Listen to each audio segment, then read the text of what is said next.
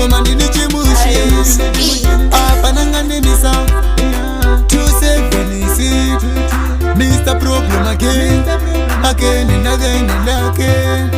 Bossy lecture tisu tinogara tichirilisa mangoma tichifaisa pananga tipikisa vanotida hanzi makanyanyisa aya mangoma rambai muchibudisa tinogara tichirilisa mangoma tichifaisa pananga tipikisa vanotida hanzi makanyanyisa aya mangoma rambai muchibudisa kubate kujosa nekumbare vanondisiva ndatopenga nemagitare kubva pamutare tuwarare rova ichimushini chete musarare kubva kulandan takabata notu rova ichimushini nese musarare Mr. Problem again and again. Tisu tinogara tichirilisa mangoma tichifaisa pananga tipikisa vanotida hanzi makanyanyisa aya mangoma rambai muchibudisa tinogara tichirilisa mangoma tichifaisa pananga tipikisa vanotida hanzi makanyanyisa aya mangoma rambai muchibudisa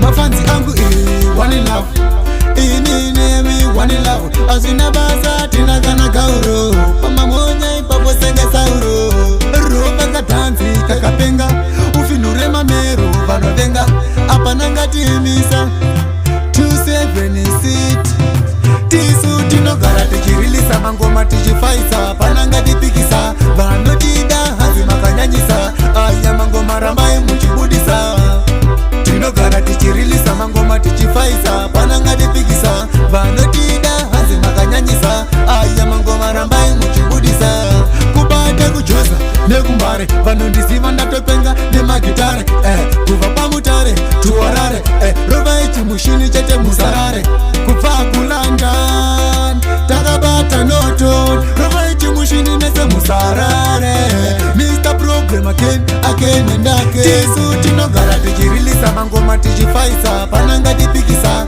vanotida hanzi makanyanyisa aya mangoma rambai muchibudisa tinogara tichirilisa mangoma tichifaisa pananga tipikisa vanotida hanzi makanyanyisa aya mangoma rambai muchibudisa mafanzi angu one love inini one love azina basa tinagana gauro pamamonya ipapo senge sauro rova katanzi kakapenga ufinure mamero vanovenga apananga timisa 276 kubate kujosa nekumbare vanondisiva ndatopenga nemagitare kubva pamutare tuwarare rova ichimushini chete musarare kubva kulandan takabata noton rova ichimushini nese musarare Mr. Problem again and again.